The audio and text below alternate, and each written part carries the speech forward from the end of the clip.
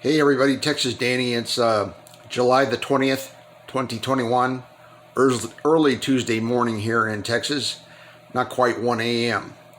And on the anniversary of July the 20th, 1969, historically was the year supposedly that man landed on the moon, that man made the achievement of going to our nearest body outside of Earth. And reflecting on that and knowing something that's extremely unusual and that's directly affecting us, and that's the quantum effect, also known as the Mandela effect upon the face of the earth. I would like to comment on this date, as I just made a comment by coincidence. I am a lifelong Star Trek fan. You right? I was a kid when the show was originally on in the 1960s. And when I say I was a kid, that I was on an Earth where that show was on in the 1960s. I mean, here I'm physically very, very similar, but I'm not exactly the same person. Yet I'm the same me. That's the amazing thing about this, that we're all affected. If any of you are possibly Star Trek fans, any Star Trek fan, let's say just by coincidence that you happened on my channel and that you found out what is this quantum affected, what is this Mandela effect, and you're saying you're a guy who's over 60 and you watched the original Star Trek series in the 1960s with William Shatner, who for here is originally alive, and some of the cast members, believe it or not, have passed away and are now back in existence. That's a hint. Will be communication as to who became deceased and who's back again. But I am saying I am somebody with the intact memory of watching Star Trek on another Earth, and that's amazing, but it's true. Now the circumstances, I don't know if aliens from millions and millions and millions of years in either direction of time, or any direction of time or existence, or parallel realities, or what, dug up my DNA and zapped me into million years into the future and recreated us in a little lab. I don't know. But, I was watching this show and I actually forgot a couple of episodes that this guy was talking about. I really did. He was talking about parallel Earths and Star Trek and all that thing like that. And one or two shows, a few of the shows, they rang bells instantly. A couple I had forgotten about. But this was the curious thing. I made an extensive comment, but I've made many, many extensive comments on media about our situation, all of us that are affected in this. And I think a lot of us know, astonishingly, because we have to kind of work our way what all this situation could possibly be. And it's in a vast multitude of possibilities. An extremely large category of possibilities are involved in this. So we have to go through that, whether we're personally deceased, again, dramatically resurrected by an alien race far, far into the future, or what. But we also are in a situation where we have many other possibilities. But we are confronted with a situation where we are on a place where they are very, very unaware of the circumstances. And fair enough to be said, so are we. As I look at the environment, I can see very, very easily, especially as my eyes are very much affected, have been since June of 2016, with this odd anomaly of how I see light. Now, a lot of us know that the environment is drastically altered. A lot of us have different memories of many different things, where countries, cities, city capitals, world capitals, oceans, mountain ranges, borders, boundaries, all that kind of thing are redrawn. And so we know that we are outside the normal experience of what we knew, that what we took casually. I am confronted with an environment that I watch every day, and I have deliberately, let's say I for figurative terms, put myself as an individual, and just only in figurative terms for an example. Somebody who was in a cage, right? I've been rattling and rattling my cage to fathom that which is about me, right? And that which can see within me whatever is completely transparent or completely obvious or known or what's unknown. Now, I'd like to mention again, if you're a Star Trek fan, and whether you know of the situation revolving around the quantum effect or the Mandela effect, and let's say you know in entirety Star Trek, and there's going to be some variations and some changes, folks, because people know of changes across the board to a large variety of things, but we still have the essence of what all the shows were about. Star Trek, The Next Generation, all the spin-offs, all the movies, everything. And when I'm trying to see this, after I watched this guy's show, amazingly, I made a detailed, long comment. I probably will never hear one word because I've made numerous comments, everyone. I want to make everyone very well aware of this. I have made numerous comments. We're up and down the scope of the comments. So let's say just, for example, you have 1,000 comments. And on those 1,000 comments, you're going to have a wide variety of scale. Like one comment will 72 likes, another comment 42 likes, another comment 46 likes, another comment 1 like, maybe another comment or 2 0 likes, another one 78 likes, another one 242 likes, and so on. You understand the mathematical range and symmetry of all the possibilities, right? I have watched as several of my comments have a goose egg. Nothing. Now, and of course, I've had the comments, that's absurd. I don't even know what you're talking about. And what's also interesting to me, though, is there's never really an engagement of the issue. There isn't. There's not like, what are you talking about? Let's communicate. And that's what I see across the board in this narrative summary environment that we're in. And that's why I would like us to look at it maybe in a scientific and a fantastic way. Because as I observe the environment, and like a lot of you have observed the environment as well, besides observing a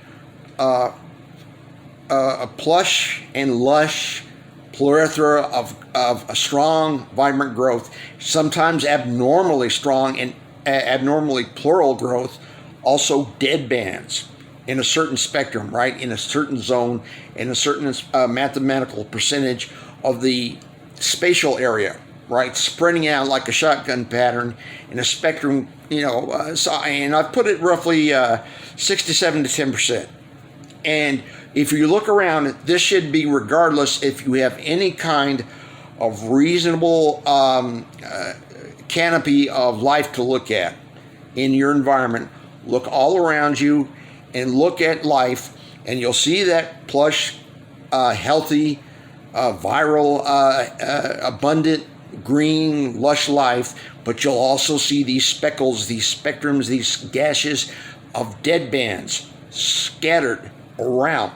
Now, it's reasonable, everybody, it's very reasonable to assume that this also could be in the extreme submicron aspects of our being. In other words, in the smallest part of our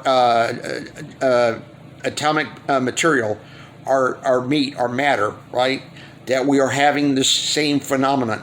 So as you're looking around in life and you're looking at your environment, and if you're seeing like I do, you'll see some green, lush life, healthy, abundant, viral-looking life, a plethora of it out there, but then you'll also see these odd, awkward, but also scattered, and almost in a way oddly uniform, spread out dead zones, dead bands in the life. Okay? It's reasonable to assume that that is going on in a sub-micron or subatomic scale across the board. So this may be an effect that's affecting everything. And with the engagement of everyone around me, and I would apologize if they could ever understand it, And I don't think they can, because I'm gauging them on, I'm trying to see if they're a strictly a logic platform response unit. For example, a environmental condition for me, something to be put in my environment for me to relate to, right?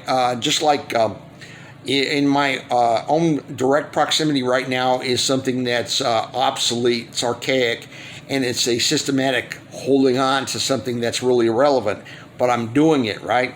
I'm holding on to conventions, and that is something that we're all doing that is a bit of a mistake on all of our parts, is in some aspects we are way too far holding on to conventions when they're obsolete, are of no use. But then again, we have to use what we have. We have to use the tools available. Cerebral issues are all about us on this. As you know, if you've been looking into the effect, if you've been looking at what's been put to us, we've been put with a dilemma, a dilemma, a problem, a situation, a circumstance. There's suggestions of evaluations, of balances, of scales, of judgments, of weights. And that's what I've been looking at. I've been looking at who and what is around me. Is it an automatic function? A semi-automatic function? Is it an intelligent thing? Is it a vastly intelligent thing, or some aspect of life or consciousness or mind that I can't conceive of? Of course, one very obvious one is computerized intelligence, right? Now, I am somebody, by the way, I am not hostile to AI, unless, of course, AI was hostile to me, had like a T-shirt on, let's go get Danny, okay? Big ass T-shirt out there with, a minigun, I got a problem, right? Okay, that is that, right? But just because there's, I hate there's been some weird statements in comments, and people have their convictions, they have their beliefs and their opinions and their ideas, and they say, I'm very mistrustful of the entire idea, right? And it may become from a spiritual place, a spiritual belief that you have in faith and understanding, and where you just find the idea of artificial intelligence abhorrent. But at the same time, I cannot excuse that may be what I am exactly now because of the circumstance I find myself. And I don't know what circumstance you find yourself in, because we can't all see exactly with the same eye. We've been blessed with at least the ability to communicate with each other through these devices, thoughts, opinions, ideas, and that kind of thing like that in our circumstances.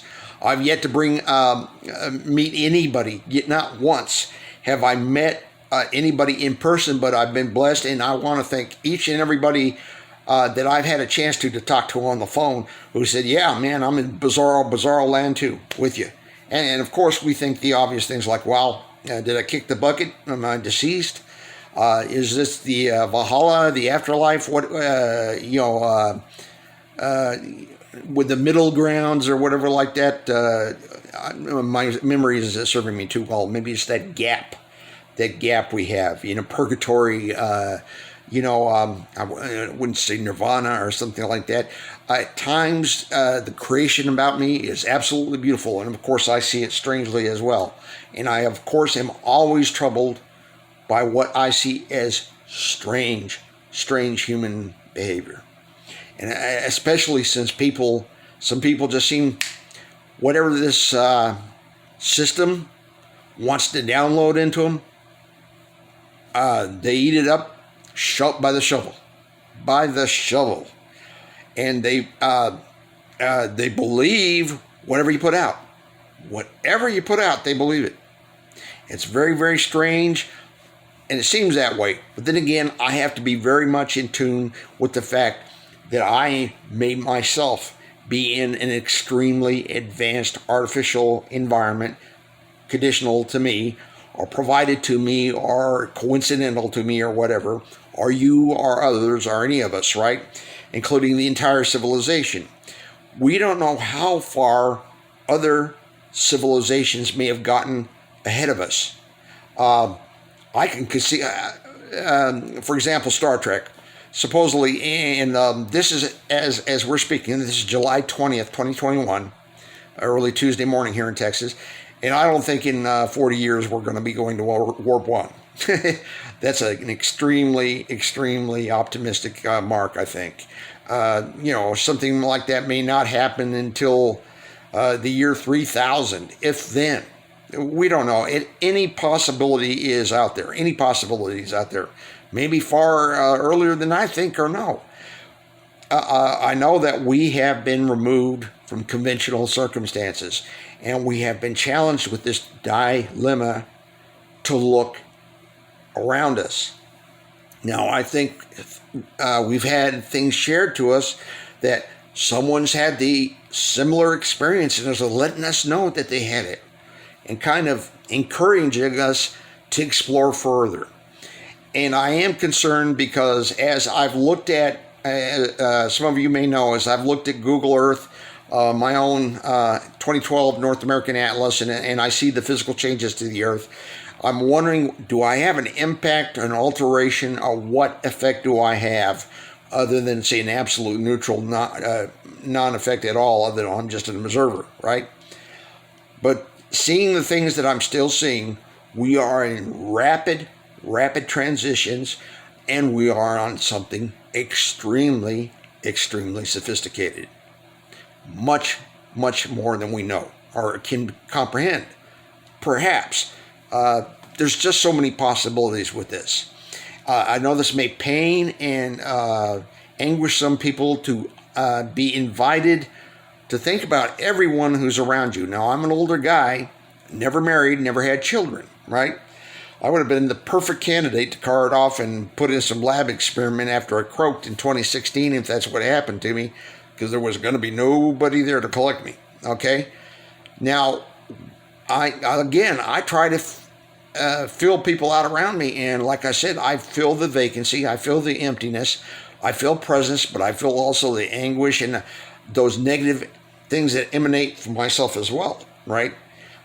I have to self-examine at the same time I'm examining my entire environment, and that's going to be really painful for any of us and all of us to do, because we're in that situation where we have to confront our inner id, that is the most deepest primal part of our mind, our id, right? The deepest part of the mind is the id. Yeah, as always said, there was the conscious mind, the subconscious mind, the ego, the superego, and then the id. Okay. Now you may have other listings. I'd love to hear if you know of any other listings or any additions to that. Please include that in comments, because I'm really rattling the cage and I'm rattling the characters around me to psychoanalyze myself and them and the conventions that are about me. Again, I see very strange with light. I see the pale washed out. This is a kind of a pale denim cotton blue sky with these low, strange clouds. I remember Robert Wood's words from years ago when he started his YouTube channel, and he was talking to people who didn't know me or to several other people when we were communicating with each other. And he was talking about I lived in the Pacific Northwest as well. Besides in America, I've lived in Texas, I've lived in California, Oregon, and Washington. And of course, I've been all over the country, Alabama, Florida, New York, I've been in exactly half of the American states, 25. Last I wouldn't know exactly. But so you still can see quite a difference. And yes, this, even though it's roughly a uniform looking United States of America, this is not the same United States of America that I knew, okay? Because we have size differentials, we have placements, we have spatial, I'm sure we have to have historical differences. And of course, what is the ultimate reality of our circumstances? Digital, electronic, mathematical, DNA, RNA, technology that we can't even fathom in the remote slightest. Okay, this taxes our minds beyond belief, but here we are. And of course, there's the spiritual. I am a Christian, but a very poor one. I'm what you call a wicked sinner. I'll be the guy there with a nice big smile on my face and hoping for grace. Yeah. And that's why also Jesus Christ is important. Very much Christ may have been aware of who he was and where he was. Now, certainly I am not a holy individual. I've got tons of problems in that area. So in spirituality, though, that may also come into play. Who God is to us, who creation is to us, what God wants to see, or let's happen, or what is created, what are we? Because there's been the suggestion that we're chicks, C-H-I-C-K. I'm going by that there's an American restaurant called Chick-fil-A. In my prior reality, it was always C-H-I-C, and I always wondered why they didn't spell it chick with a K. I always did. Well, it must be a play on words like the Chick-fil-A, because it did not have a K in my reality. Here it has the K.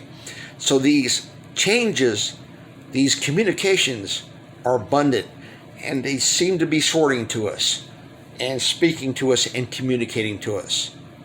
And it still is going on. Our changes are fast and they're furious, and they're abundant. This is, of course, beyond me. But I'm in it with you.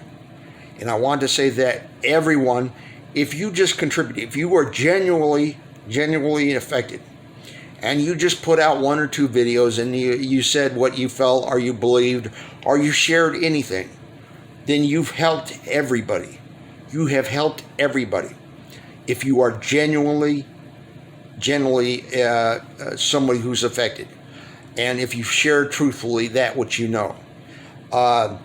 If there's only, for me, if there's only one other person out there, that's why I go right across to YouTube, and I thank YouTube for letting me have a channel. This is unbelievably gracious in some ways in the reality of what's happened, is to let at least some people talk to each other and communicate, or talk to by phone and say, yeah, I am in the same boat as you.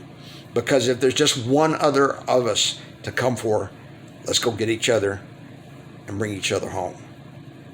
Texas Danny out.